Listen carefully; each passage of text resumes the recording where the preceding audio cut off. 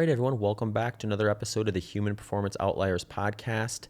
This is part two of a four-part series episodes that I am doing that are focused on the training cycle and nutrition inputs that I follow when preparing for an ultramarathon race, which for me is usually going to be peaking for something similar to like 100-mile distance. So keep that in mind as you think about like the order of operations of how I do these things in the training cycle and the nutrition inputs that I use for them.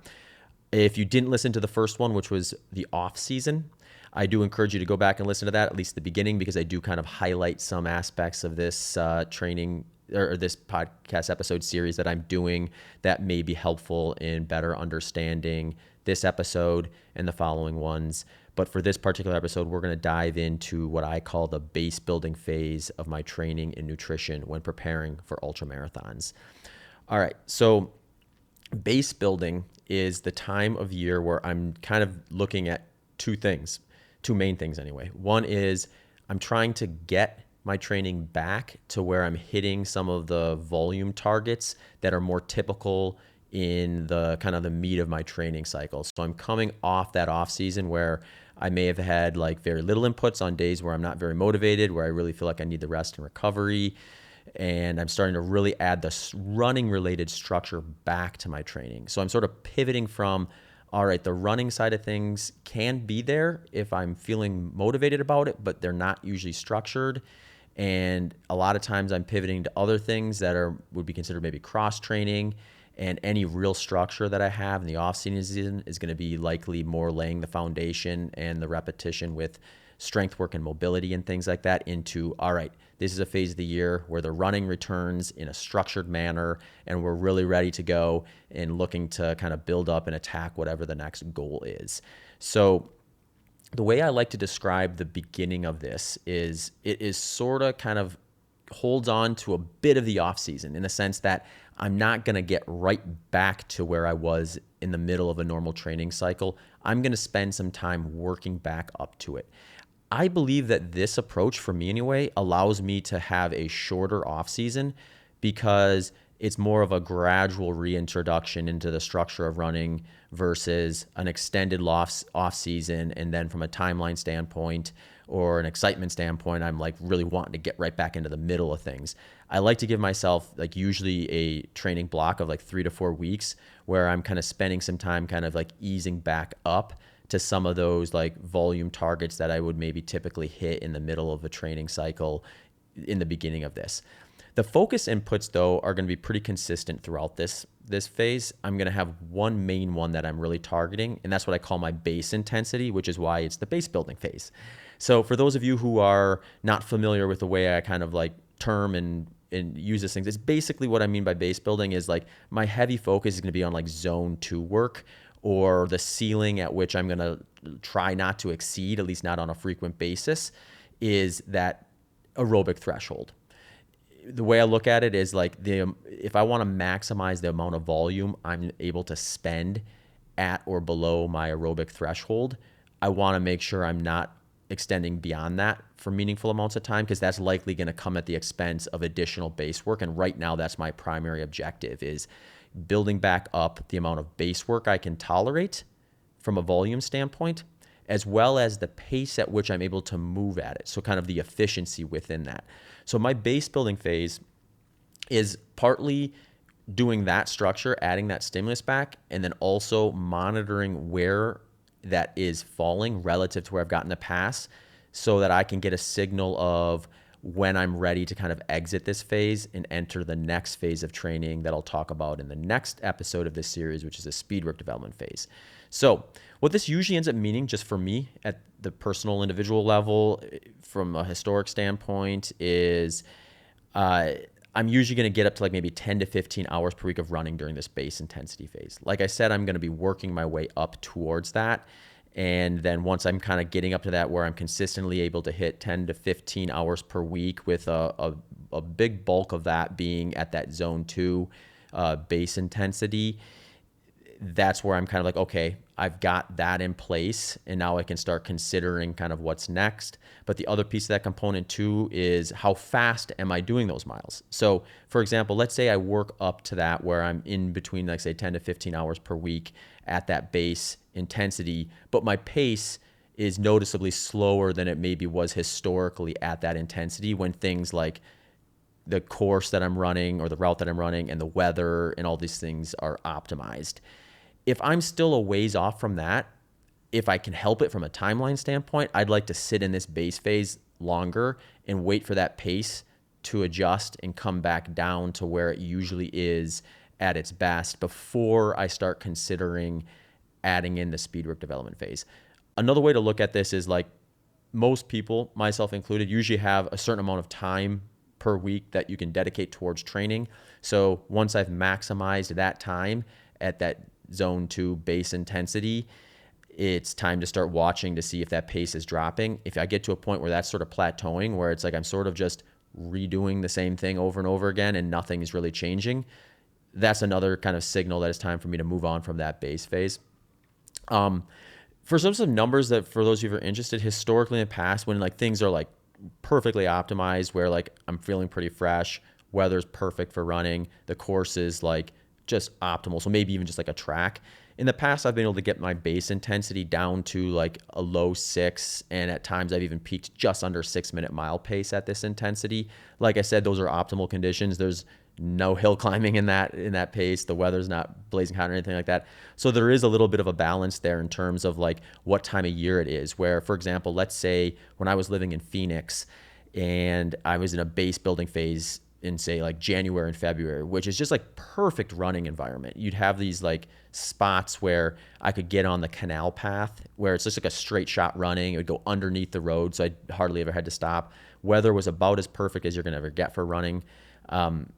Something like that, that's probably a scenario in which I'm maybe going to see that like really faster pace, relatively speaking, at my base intensity versus where I live here now in Austin, where, even during the winter, there are some days where I could maybe go like 1 for 1 in terms of running quality in terms of the weather here, but it's less consistent. I'm more likely to see like a range of humidity and things like that. The routes I have here in Austin are oftentimes different unless I'm hopping on a track too. So to some degree, it's not a perfect one-to-one comparison. So just kind of knowing that about yourself in terms of like, where are those markers that I want to try to hit based on the routes I'm running and the weather and the climate, where those kind of fall and how they range from like one area that I've lived versus another.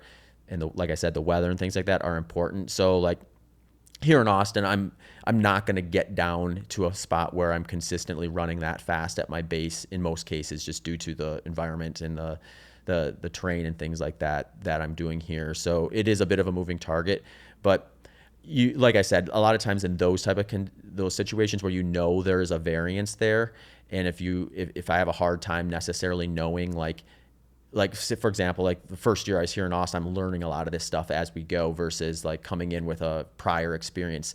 In that scenario, I'm much more likely to be thinking about it from the lens of, okay, I've got some consistent volume put into these routes. I'm hitting that 10 to 15 hour volume mark, and am I seeing improvement or not? So when I kind of go back and I like break down the data for my runs, am I still seeing over time? So weeks, not days, weeks. Am I seeing a reduction in this pace still, or am I seeing a plateauing? If I'm seeing a plateauing, even if the pace is a little bit slower, assuming it's something environmental like weather and course and things like that, that could be a signal that I've actually reached that same spot as I was before in more optimal conditions. And it is time, if the timeline is appropriate, move on to the next phase of training, which would be that speed work development phase. So this one is a fun time of year for me. I really like the base building phase. It's kind of a part of the sport I like because it's also an intensity that I think is really interesting and important for ultramarathoning. A lot of times I think of kind of like the base intensity or the top end of that top end of zone 2 is sort of like the red line for a lot of the longer ultramarathons, where like if I'm doing a 100-miler or something like that, like the odds of me pushing above my aerobic threshold for any significant amount of time and having that work out well for me is really, really low. So I always get really interested in this because like if I'm going to do a very controlled event like a track ultra marathon and things like that, the pace at which I'm able to run, my base intensity, and then the volume that I'm able to tolerate at that intensity is a very important marker for me. It's one that I'm very interested in improving, and it's what I would almost kind of consider like a similar to like a race pace intensity if I were doing something that were a little shorter, like one of the Olympic distance races, peaking for those like 5Ks, 10Ks, marathons, and things like that. During this phase, I'm also kind of continuing with the strength work and the mobility stuff. That's going to be something that is very consistent year round. I maybe dove a little bit deeper into that phase or that side of things in the last episode. So if you're interested in maybe a little more context around the strength work and mobility, I would encourage you to go back and listen to that episode because I'm not going to just necessarily repeat all of that stuff.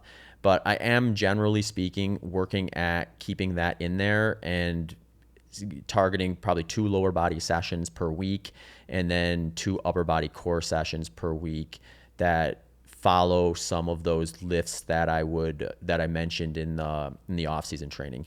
One thing I will start to do though is I'll start to add a little more variance to some of the strength work to this, or add some more options that I would likely stay away from during the off-season. And that would be like a muscular endurance training for strength work, where I have a muscular endurance routine that I like to do that I usually will introduce for the first time in the training cycle during the base building phase. And that will be a kind of 4 movement circuit that I'll do. It's 6x10 repetitions. And those movements are 6x10 box steps. So 10 reps on each leg on that box step. And then I'll do 6x10 jumping squats, 6x10 jumping split squats, and then 6x10 forward lunges.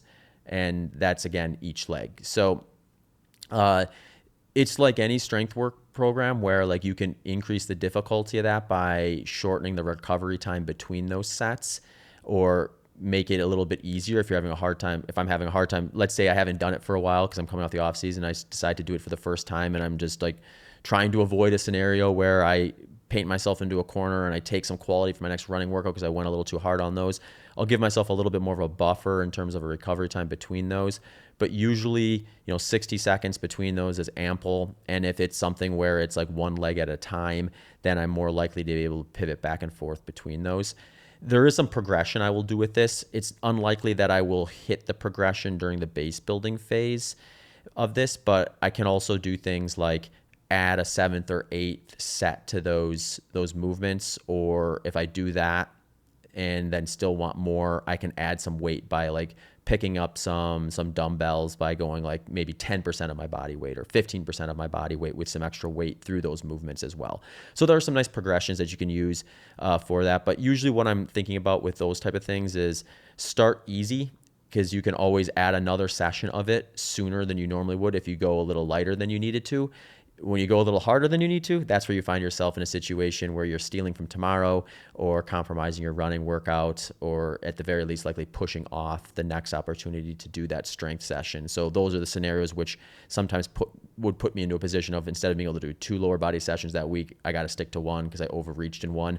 But then my overall volume spent at those strength work movements I'm focusing on is actually lower because I bit off more than I could chew on that first session. In